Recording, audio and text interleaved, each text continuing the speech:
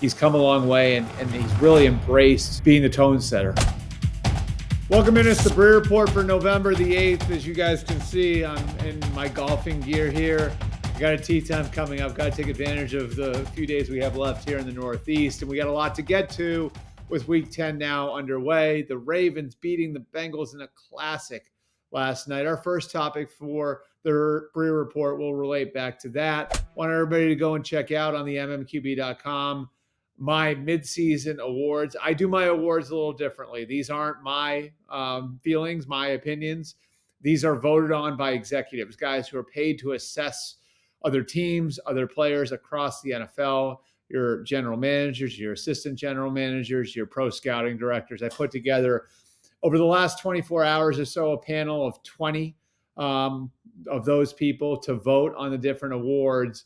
And one of the real surprises for me was how Lamar Jackson really ran away with the most valuable player vote. I thought he'd be a contender for MVP. I thought he'd be right there with guys like Josh Allen and Jared Goff. What I didn't anticipate is that he would completely run away with it. And that's really what happened. He had 12 votes of the 20 for MVP. The next guy on the list, I believe, was at 4.5. It was a bludgeoning, reflective of what Lamar Jackson has done to his opponents this year. And I think what we saw last night was, again, his value to the Ravens. And, it starts with where they came into this year. They were turning over 60% of their offensive line. The defense was going through a lot of transition.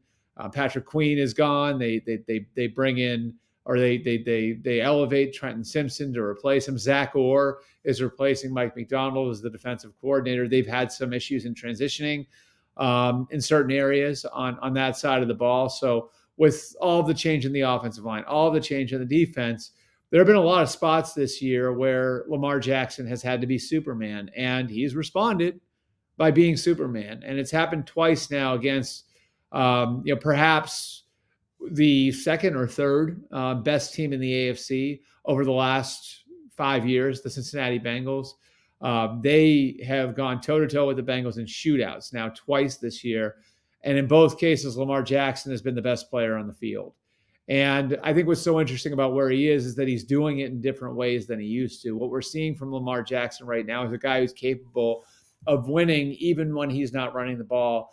We saw it on Sunday, in the Ravens win, and how they were able to win without Lamar using his legs much at all. He had a perfect passer rating and less than 5 yards rushing. I don't think you would have seen that 3 or 4 years ago, yet there it was, perfect passer rating and a win, and he barely runs the ball at all. And while his legs were a factor in this one against the Bengals, he threw touchdown passes to 4 different guys, to Rashad Bateman, to Tylan Wallace, to Mark Andrews, and to Nelson Aguilar. Remember, none of those names. There's not an Isaiah Likely or Zay Flowers. Those guys have been his favorite targets. It's his ability to spread the ball around 9 different receivers. It's his ability to manipulate the defense. It's his ability to lead. What people in Baltimore would tell you is, just as a teammate, as a leader, he's come a long way, and he's really embraced being the tone setter in that organization this year in particular. And it's showing in every different way. He's buying the defense time to work through its lumps. He's bought the offensive line time to work through some of its issues. And I think what you're going to see now is an increasingly dangerous team. I think Lamar is going to maintain this level, and I think other areas of that team are going to continue to get better. The offensive line should continue to improve. The defense should continue to improve. Again, check out for more on it. You can check out my midseason awards on the mmqb.com. And again, the overwhelming way in which the executives that were involved in this voted for Lamar Jackson, I think, is reflective of the respect Lamar Jackson has in the NFL, and certainly reflective of the way that he played last night against the Bengals. Our second topic, Christian McCaffrey will be making his comeback this week. That Achilles thing's been a scary deal. I don't know if they feel like they're totally out of the woods yet, but I think the context on this is very, very important. And the context, really going back to the summer, is they were concerned with where he was at during training camp. They started to ramp him up for the opener. That's when it first flared up, and that's when they shut him down. And so they shut him down with the intention of taking this slow, with the intention of saying, we're going to have him ready for the playoffs and we're going to have him ready to roll when it really counts. And so it was almost a month ago exactly that they started ramping him up again, right around when they played on that Thursday night against Seattle. And they slowly have kind of given him more and more. And the concern was that at some point it was going to flare up. It hasn't. And so this week he's practiced 3 times already. We're talking here on Friday morning, and they haven't had any issue. I asked one person there late last night, has the progress been steady? The answer I got back was better than steady. Another person there told me he looks like himself. So it looks like all systems go for Christian McCaffrey on Sunday. Again, with the caveat that you have to be careful with this sort of injury because it can be unpredictable and when it flares up. But they feel a lot better about this than they did a few weeks ago, and certainly could change the equation for the Niners. The Niners are still very much in it. They've stumbled around some this year, but they're right in that pack of teams in the NFC West. All those teams are bunched together: the Rams, the Cardinals, the Seahawks, and the Niners. And certainly you look at the pelts on the wall and the important players in that team: your Nick Bosa's, your Fred Warner's, your Brock Purdy's, your George Kittle's, your Deebo Samuel's, guys who've been through the wars. Those guys are still there too. They don't have everybody. Brandon Ayuk's still hurt, but it does look like they've got enough now to go on a run, especially if Christian McCaffrey can be some semblance of what he's been over the last few years.